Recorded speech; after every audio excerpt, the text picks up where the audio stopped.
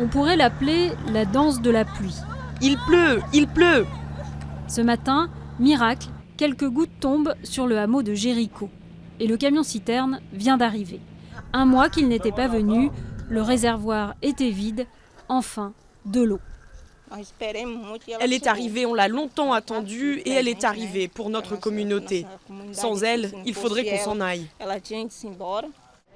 15 000 litres d'eau pour une soixantaine d'habitants, de quoi tenir 2 semaines avec à peine 20 litres par jour et par personne, loin des 50 à 100 litres quotidiens recommandés par l'OMS.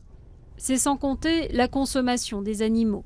Dans cette région agricole, les éleveurs ont du mal à satisfaire les besoins de leur bétail.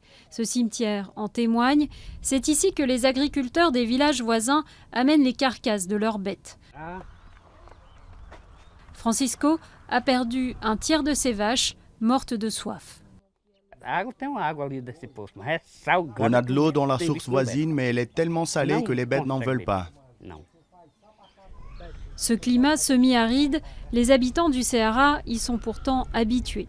Dans le nord-est du Brésil, il ne pleut en général que 4 mois par an. Mais depuis 5 ans, la région traverse la pire sécheresse du XXIe siècle. Ça fait 5 mauvaises années, 5 années de sécheresse. Une année de sécheresse, on pouvait la surmonter car les réservoirs étaient pleins. Mais aujourd'hui, il n'y a pratiquement plus d'eau dans les réservoirs de la région. Depuis que la sécheresse a commencé, l'État fournit l'eau gratuitement aux petits villages par camion-citerne. Mais cela ne suffit pas, les habitants doivent acheter en plus des bouteilles d'eau. C'est de l'eau de source traitée. On doit l'acheter, un bidon de 20 litres pour 1 réal. Ils en consomment 1 par jour, soit quelques 10 € par mois. Une fortune pour ce couple qui vit d'aide sociale et du peu de lait que produisent leurs quelques vaches. Clara économise autant qu'elle peut l'eau du foyer et elle ne s'accroche plus qu'à un seul espoir. Sans eau, on ne peut pas avoir de bétail. Mais je pense que Dieu va nous en envoyer.